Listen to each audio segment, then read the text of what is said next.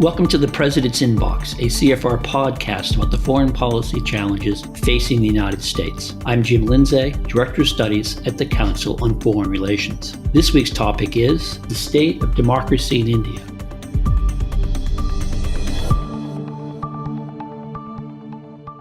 Today's episode is part of a special series on the President's Inbox about the future of democracy. I have been sitting down with experts in recent weeks to discuss whether and where democratic governance is faltering around the world. This special series on the state of democracy is part of the Council's Diamonstein-Spielvogel project on the future of democracy. With me to discuss the health of democracy in India is Pratap Bhanu Mehta. Pratap is a leading scholar of political theory, constitutional law, international affairs, and society and politics in India. He has written widely and edited widely on these subjects, including as a contributing editor for the Indian Express and as an editorial board member of major journals such as the Journal of Democracy. Until earlier this month, Pratap was a professor at Ashoka University, where he had previously been vice chancellor. Pratap, thanks for joining me. Thank you for having me. Pratap, I will note that last year India celebrated its 73rd anniversary of its independence. If the United States is the world's longest continuously operating democracy, India holds the title as the world's most populous democracy. If I have my numbers right, something on the order of 900 million Indians are eligible to vote. And during the last national elections back in 2019, more than 600 million Indians did exactly that. Just to put that number in perspective, that's more than 4 times the number of people who voted in the U.S. presidential election last November. But just as there are signs of trouble in American democracy, there are signs that all is not well with India's democracy. I'll note that earlier this month, Freedom House issued a report that downgraded India from free to partly free. How would you assess the state of India's democracy, Pratap? Look, there's no question that I think Indian democracy is undergoing one of the most significant challenges that it has faced since its inception. I mean, I think the only equivalent period that one can think of was the period between 1975 and 1977, where India officially declared an emergency. This is when Indira Gandhi was... Yeah, that's right. When Indira Gandhi was Prime Minister. And formally, of course, India is not in a state of emergency, and there are significant differences between that period. But I think on 5 basic dimensions of democratic health, I think there is a widespread consensus that Indian democracy is under great stress. The first, I would argue, is what in India we call majoritarianism, which is enshrining the principle in law, in politics, in society, that the Hindu majority of India as a Hindu nation, has in a sense a somewhat privileged constitutional presence, as it were. And it's being enshrined in the law in different ways. So for example, just to take a very recent example, for your listeners, many Indian states have passed a law that requires registration with the state and in some cases state approval for interreligious marriages. Many states are, for example, banning cow slaughter. So there's a whole range of laws and practices associated with enshrining the dominance of the Hindu majority that are now being openly practiced. Prime Minister Narendra Modi himself laid the foundation stone of this new temple at a disputed site in Ayodhya. And one of the most remarkable things he said in his speech when he was laying this sort of foundation stone was that he described that day as perhaps even more significant than India's independence in August 15, 1947. He said, this is the day that India finally comes free of the tutelage of 1,000 years of slavery, not just, 200 years under British colonialism. And everybody in India understands that that's a kind of signal that in some senses Muslims are not as much sort of part of Indian civilization and culture as the Hindu majority. So I think that's the most important principle. India is turning into a majoritarian ethnocracy. I think the second measure is the erosion of civil liberties, which is something that was captured in, I think, the V-Dem index that came out of Sweden, which is an index most political scientists, I think, respect. I think Freedom House around the world, there's a little bit more ambivalence about it because of its kind of closer connections to the US government, but certainly V-Dem. And what do we mean by civil liberties? Now, To be fair, India has always, like the United States in some respects, has had laws in the books that allows the state sometimes to curtail civil liberties. So, for example, in the US, if you think of post 9/11 laws and Guantanamo, we've had Prevention of Terrorism Acts, we've had the law of sedition on the book. Previous governments have occasionally used them, to clamp down on civil dissent and protest. But this government is now increasingly using these laws in very overtly political context. So, for example, students protesting have been booked under a law called UAPA, which is sort of, it's a prevention of terrorism law. So if you protest, you'll be classified as a terrorist. Indian courts have been very reluctant, the Supreme Court in particular, to grant speedy hearings or bail in habeas corpus cases. And as you know, habeas corpus is the cornerstone of any civil liberties constitution oriented towards civil liberties. So in a whole range of instances, this government is using instruments to send a signal that you cannot take your civil liberties for granted, and you cannot take it for granted that courts will protect the civil liberties at the appropriate time. Pratap, can I just ask you a question on that? Why is it in your judgment that the Indian courts have not been willing to step up to protect civil liberties? Is there something particular about the Indian judicial system? Is it because the judicial system somehow is subservient to the current prime minister? How do we understand that aspect of it? No, that's a very good question. And actually, that's the third dimension I was coming to, which is that, any democracy is based on a system of checks and balances, right? And certainly the separation of executive power and judicial power is one of the kind of cornerstones of modern constitutionalism. And by the way, the Indian Supreme Court had the reputation of being one of the most powerful courts in the world. In fact, it sort of, pioneered forms of judicial remedy that most other courts would actually think twice about. And so in that context, your question is even more pertinent. I think there are two things going on. I mean, this is something I think we're still trying to puzzle over, because one of the other features of the Indian Supreme Court is that it's formally very powerful and independent. So, for example, the Indian Supreme Court has the predominant voice in appointing judges to the higher judiciary. In that sense, judges do not require executive or legislative ratification. Very different than the United States. It's a very different, very powerful institution. I think there are two things going on there. I think one, I hate to say this, but I think there is evidence based on what judges say and the nature of judgments that are coming out, that you probably do have more judges now in the judiciary that are drifting towards the ideology of the BJP. This is the governing party. The governing party, Indian Nationalist Party. So what in India we call committed judiciary, in some senses, that I think their ideological leanings are getting the better of their judicial and constitutional judgment. I think the second thing I think to bear in mind, and having studied the Indian judiciary at least for a while, is that, judiciaries are strange institutions. I mean, at one level, look, they have no power other than the power of public credibility, right, in some ways. And the Indian judiciary has been interesting in the sense that when it sees that political power is drifting in a particular direction, and as powerfully as it has, I mean, one of the things I think people have to remember about Mr. Modi's government is that it is extremely popular politically. It's a powerful election machine. It is exercising power in unprecedented ways, that even a lot of judges who might otherwise not be ideological fellow travelers are quite careful about taking on government.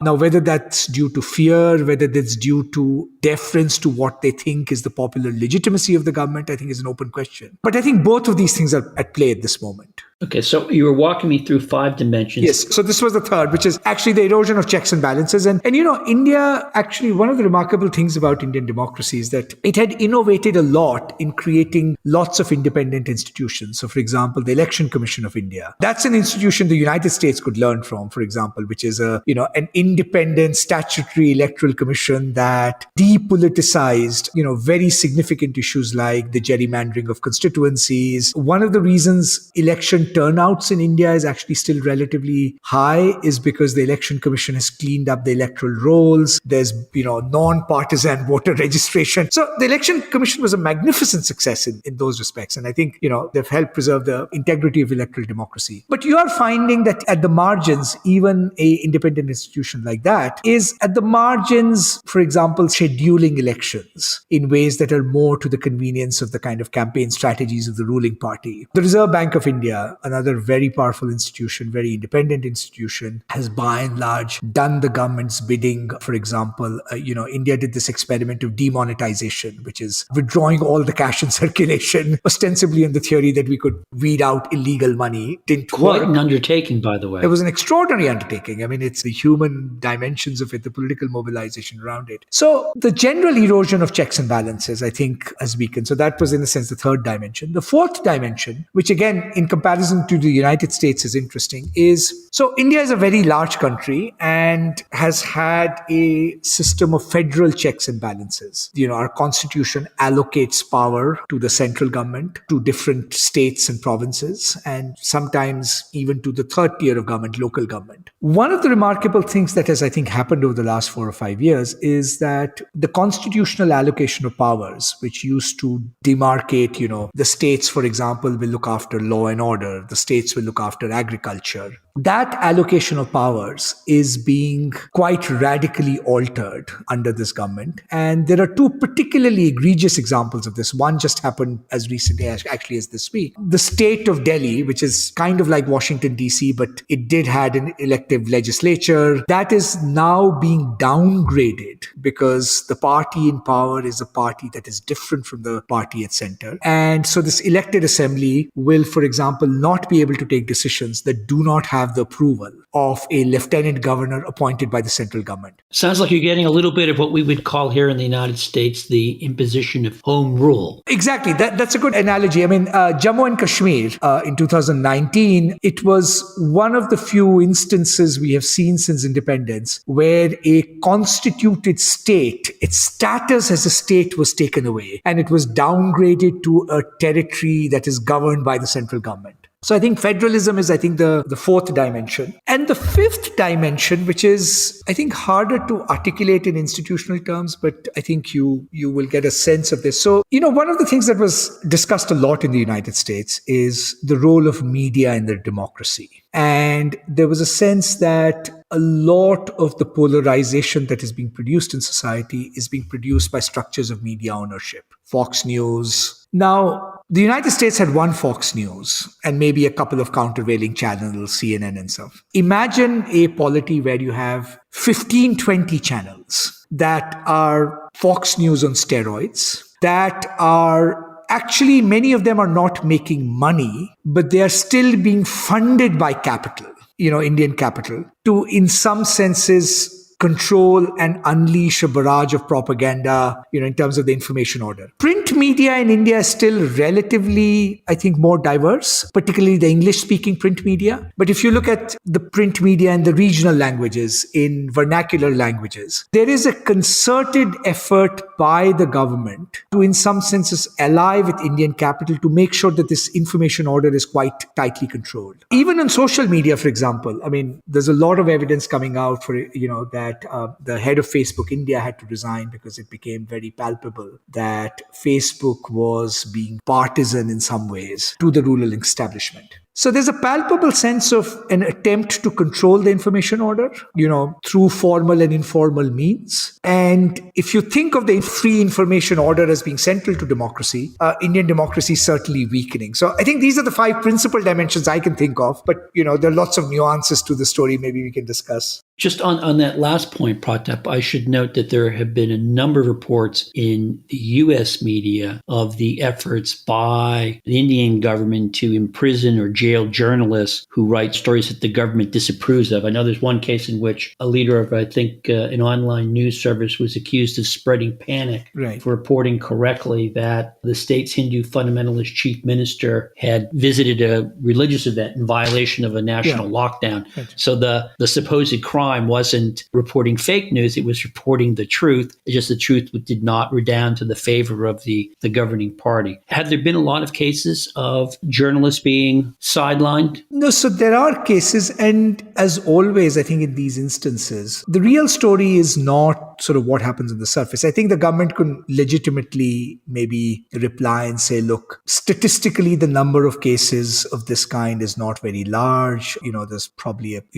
couple of dozen across the country. There are specificities to some of those cases. The real story, actually, particularly if you look at the vernacular media, is the formal and informal pressures that government puts to bear on media channels not to hire particular kinds of journalists. So there's actually a very significant number of journalists who have the reputation of being relatively independent, relatively more professional. The government will make sure that any media house that actually hires them will be formally or informally penalized. I mean, there are lots of instruments of the state you can use, tax rates, tax inquiries, those kinds of things. So I think, to be fair, I think, and this government does always say that, look, we are not in a state of emergency. We are not mass arresting people. So it's not 1975. And it's certainly not 1975. But in some senses, it's actually a cleverer and more insidious strategy, because by targeting particular individuals at particular moments who can't defend themselves, you actually send a signal to everybody. Right. And it's a clever strategy because formally you can say, yes, there are no mass arrests. This is not said 1975. There's no overt clampdown. But you are quietly and effectively sending a message to a lot of journalists that there will be consequences if they report on certain kinds of stories. So I just say this story is also personal for you. I mentioned at the top that you were a professor at Ashoka University until earlier this month. Now you resigned, citing discussion with, as I take it, university officials that made it, let me quote you here, abundantly clear to me that my association with the university may be considered a political liability. Your defenders have gone even further to suggest that the university's ruling board was concerned about your criticisms of Prime Minister Modi. And I will note that a number of people have come to your defense here. And I think that there was not just student boycotts, but nearly 200 leading thinkers from around the world signed a letter defending your academic freedom. So you have sort of felt some of this insidious pressure from the ruling government. Yes, I mean, and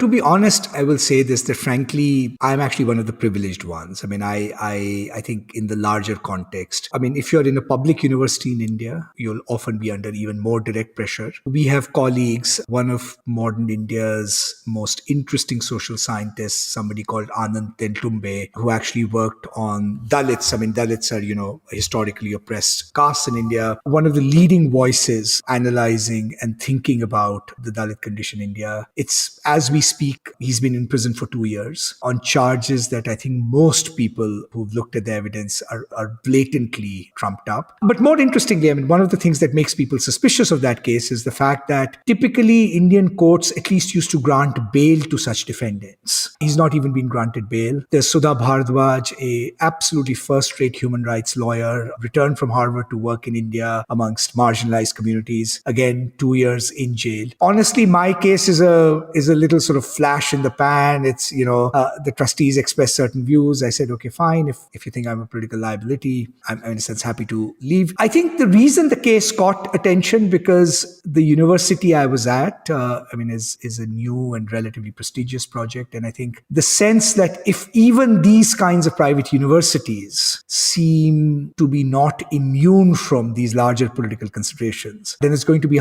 even harder for colleagues, I think, in less privileged and protected universities. So yes, I mean, I think, academic freedom is certainly imperiled in various ways. So could you sort of lay out for us, Pratap, why you think India has taken this illiberal term, if I can use that phrase? And I'll note that you wrote recently that India's elites have been intermittently impatient with this democracy, its noise, its energy, its messiness, its deference to constitutional form. It's seen to stand in the way of the economic utopia that might be unleashed if only democracy could get out of the way. Frankly, we are still trying to understand, I think, what brought about this transformation. Because, I mean, I have to say, look, if you look at it from the outside, India is still a very contentious place. Electoral democracy is still very high and powerful. I mean, I think even on the VDEM index, on the electoral criteria, India scores high. And we still haven't had a situation where somebody has actually contested an election. We are not quite there yet. Right, understood. It might happen soon. You can tell the story, I think, on two dimensions. I mean, obviously, it's a very complicated story, but I think there's two things I would put forth. So one, I think it's less a story of the successful rise of the BJP. It's more a story of, in a sense, the collapse of its rivals in the Congress order. Particularly, I think, after the 2009 financial crisis. I mean, many of your listeners might recall from 1999 to 2008, 2009, India was coasting along very well, 8% growth rate, the highest we had achieved in a decade. I mean, there was a sense of immense optimism about the country that it's kind of liberal democracy, 8% growth rate. Our model works. Somehow, the country is kind of finally beginning to arrive. I think with the onset of the 2009 financial crisis, whose effects were not immediately evident, but I think in hindsight have become clear, I think two things happened. One, that financial crisis exposed the vulnerabilities of India's growth model, that India's growth model had been tied to global growth. And as global growth collapsed, there were pressures on the Indian growth story. So there was a genuine sense of sort of economic pessimism and paralysis that began to set in. But the second thing that I think happened was that the old Congress establishment, which otherwise has been India's dominant ruling party since independence, it was exposed as both plutocratic and corrupt on the one hand, and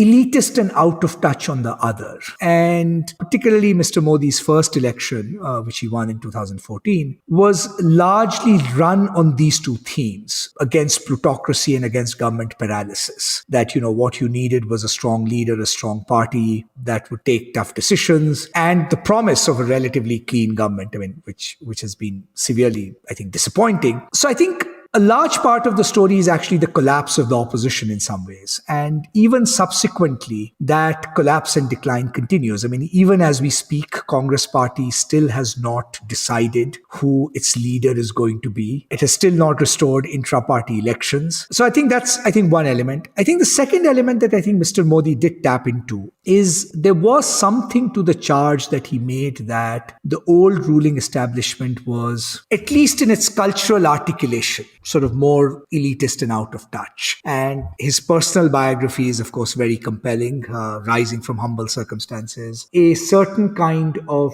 charisma and touch with vernacular politics that people began to see in him a much more closer embodiment of who they were culturally.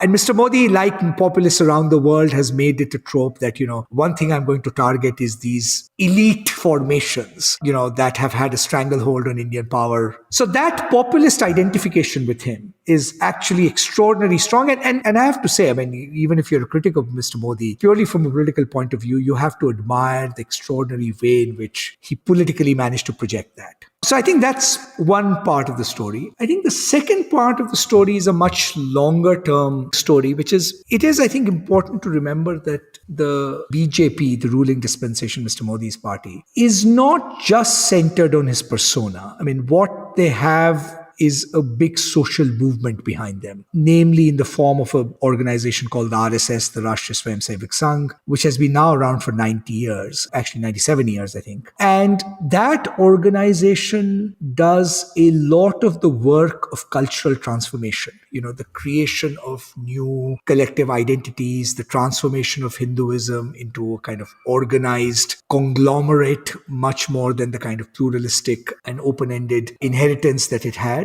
And they've been doing this work very effectively. And the advantage they have is they're not concerned about the next election. What they are concerned about is large-scale cultural transformation. Transformation how? So they have a couple of sort of focus points. One, their core belief is that India should be a Hindu nation and political power should be an expression of Hindu identity. Their diagnosis is that one of the reasons that has not been possible in India is because India has always had too many cross-cutting cleavages. It's a society divided by language, region, different castes. And often other political parties have kind of counted on these divisions to create different kinds of electoral coalitions. So, for example, in the 1960s, it used to be said that the Congress is a coalition of Dalits and Muslims, that's a predominant social base. And I think what the RSS has been effectively and quietly doing is, particularly I think on the caste side, is saying that, look, these divisions do not have to define our political identities, that there is much to be gained in some senses by consolidating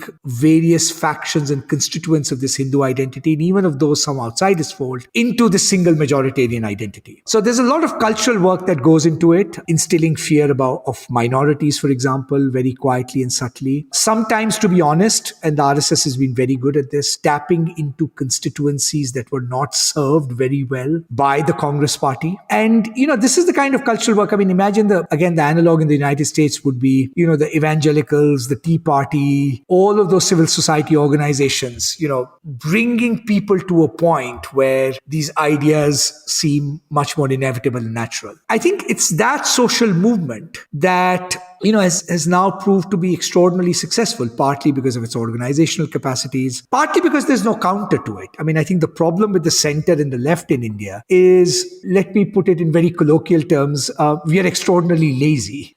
We do not have grassroots organizations, partly because I think we were part of the ruling establishment in some ways. We just assume that there are these state channels we have to, exercise influence. Whereas, the RSS and the BJP are there. I mean, you have to just look at every election, the number of their volunteers that show up, the cadres they have created.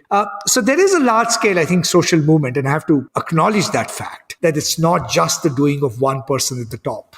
So I'm curious, sort of, as I listen to you, I have to admit that India is fundamentally different in many ways from the United States. But obviously, a lot of what you're talking about has echoes in American politics. Certainly, disillusionment with the inability of government to deliver, concern that the government has been dominated by elites that are sort of self-interested. Obviously, Donald Trump ran on the idea of draining the swamp, which sort of tied into that. And clearly, his argument was that the policies pursued by the elites helped the elites and didn't help average people. So in some sense, I get the sense that there are similarities, at least in terms of when we sort of talk about the rise of populist leaders and why they can take root and how they can be sustained. Is that a fair reading? Yes. No, I mean, I think there are similarities. I mean, in some ways. I mean, I think another similarity. So, for example, one of the strands in American politics that was talked about during the Trump era was whether there was a underlying undercurrent of concern about the loss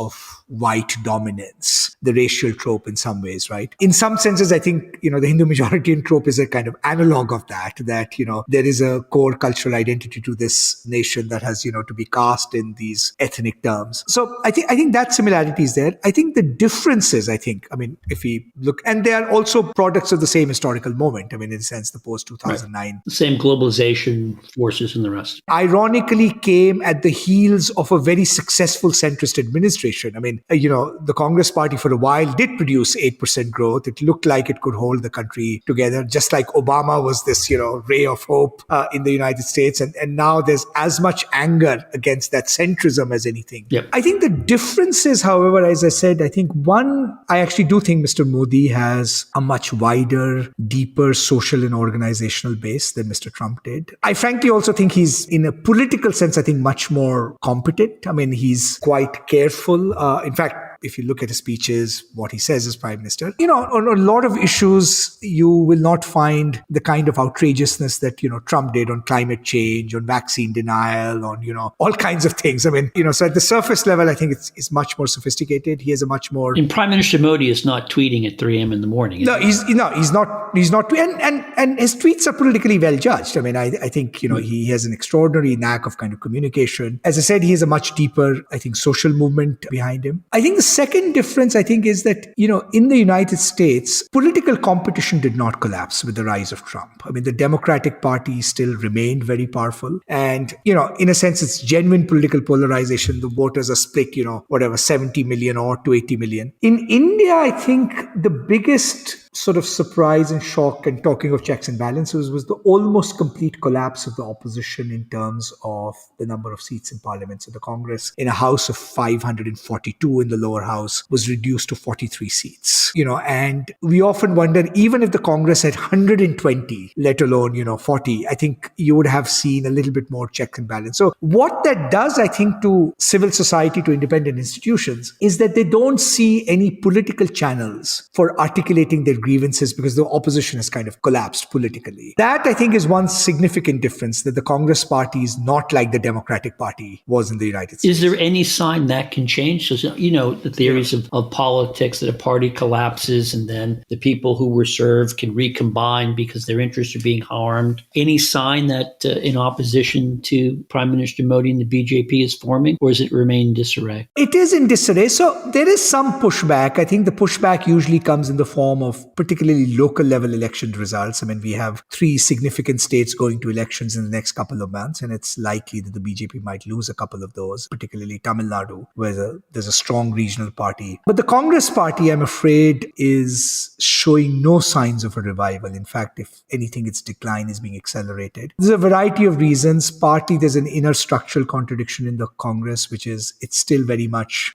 dominated and feels it needs the family, Rahul Gandhi and Sonia Gandhi, as the kind of glue that holds the party together. But there's no ideology now that in a sense binds the Congress. I think over the years, its organization has been so hollowed out that it almost has to start from scratch. It's struggling for political funding, frankly. And unfortunately, the collective leadership in the Congress, let's put it this way, there's a conflict between the interests of the incumbents who don't want radical change in the party so that they can preserve their position in the party. But that status quo is bad for the party as a whole. And I don't think the Congress has been able to, in a sense, come out of that contradiction. I want to ask you one final question, if I may, Pratap, and that has to do with the role of other democracies. Do they, in fact, have a role in trying to reverse this sort of democratic backsliding, this term to a liberalism that we're seeing in India? And I raise it, of course, in the context Joe Biden being elected and president. He's talking about rejuvenating American democracy at home and sort of trying to reinvigorate democracies abroad. That's a sort of big agenda. It sort of fits into the American self-conception of its sort of founding role in creating democratic government. But there's also the reality that most countries, like most people, don't like it when other people tell them what to do. So to what extent should American foreign policy be concerned about this turn in India? And is there anything it can do about it? I must confess, I am actually skeptical about the ability of foreign powers to change the course of this. I think we have one stark example, for example, in the EU itself. I mean, let's not forget Hungary and Poland are members of the EU, and the backsliding in Hungary is pretty similar to what, we are seeing here. I think with the United States, one, to be honest, abroad, there is a lot of skepticism about the US's commitment to democracy promotion because it's always been seen as selective. And it has been. And it has been. Why pick on India if,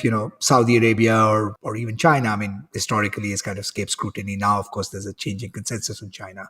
And so it's always seen as an instrument of geopolitical power. It's not seen as a genuine commitment to democratization.